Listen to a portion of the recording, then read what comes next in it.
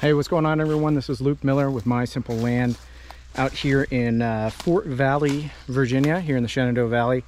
I've got a cool property for us this time. It is somewhere around 0.7 acres. I don't have it right in front of me, but somewhere a little less than 1 acre.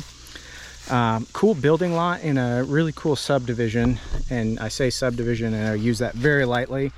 There are very, very few rules and mostly exist just to take care of the roads. We've been walking around the property, got some cool stuff, cool things to show you, some pros of the property, some downsides to the property. But you know, obviously the road's right there. That's where I park my truck. Got a little camp set up here just to kind of relax and take some pictures. And the biggest downside, I think, is probably this house right here. It's not super secluded. However, appears to be no one's there right now, so maybe it's not super, obviously there's no one living there full time. But it looks just to be someone's weekend cabin, which is a perfect use for this type of land. You'll see a lot of that around here. In fact, you might be able to hear an excavator close by. It looks like they're putting in a driveway for someone. So this is very popular land for folks that want to do tiny homes or live in their campers. But you can see across the whole property there, it's fairly flat. Back there is the road. My truck is parked right there. The property goes to over there somewhere. And you can see it's pretty darn level. There's a little clearing right here.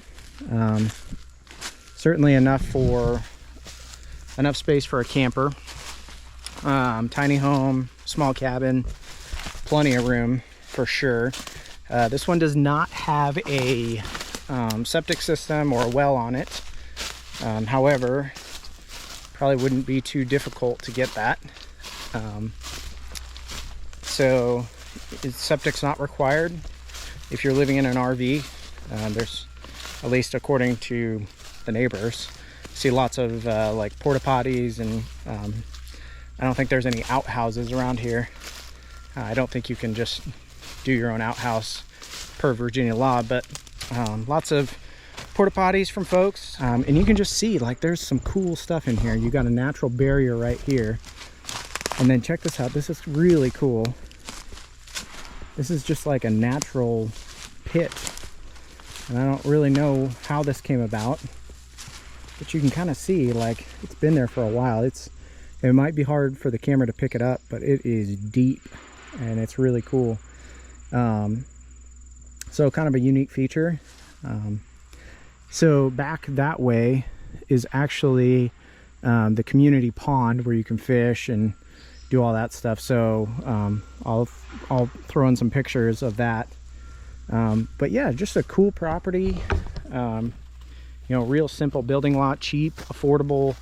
Definitely can do on payment plans. I've done a lot of work in this neighborhood, so I know it pretty well. The HOA is really great, and the people in here are salt of the earth people.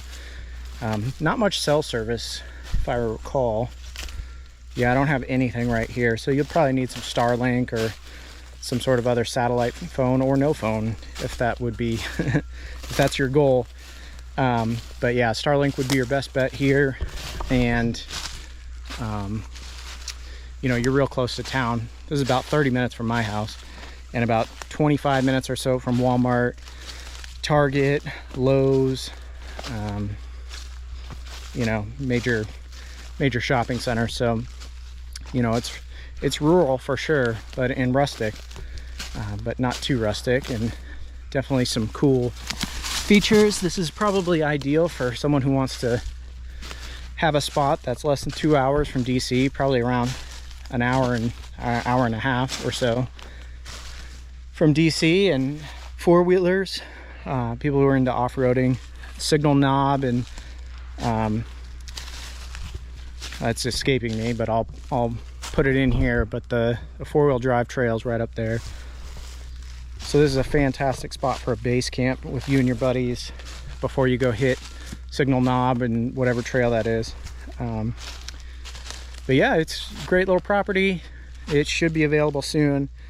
Let me know if you have questions, but otherwise I expect this one to go extremely fast. So hopefully it's available and you can ask me questions, but looking forward to getting this one up and going.